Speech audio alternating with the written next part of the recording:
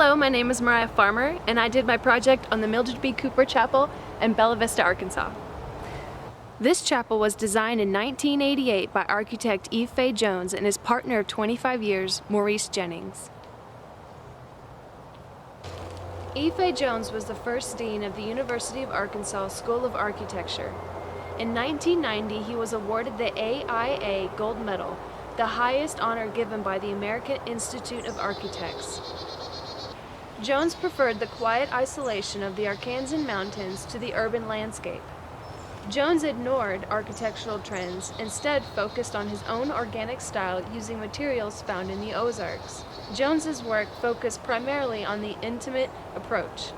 Jones's most renowned works are chapels and private homes rather than skyscrapers. The chapel was built in honor of Mildred B. Cooper, a strong woman of faith who made many contributions to the community.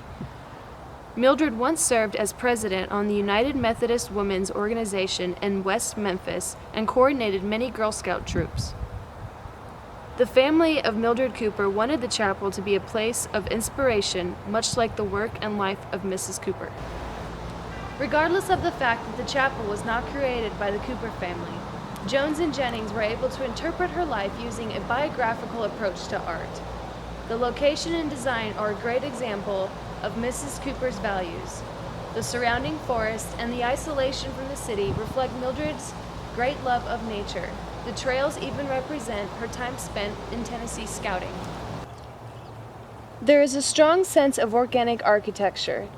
To get to the chapel, you must first walk down a long walkway in the trees. This creates an illusion of having just passed into the wilderness, despite being in the middle of the city. The use of tall wooden doors and rock-lined walls also makes the chapel look as though it belongs in the forest.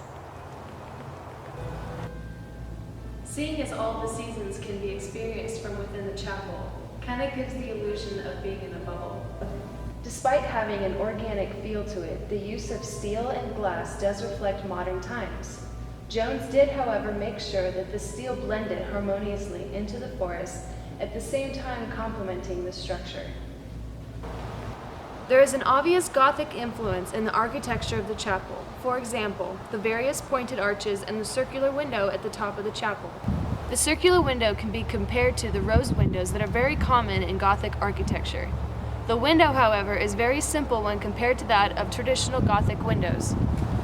This chapel is very small, yet has very large vertical space.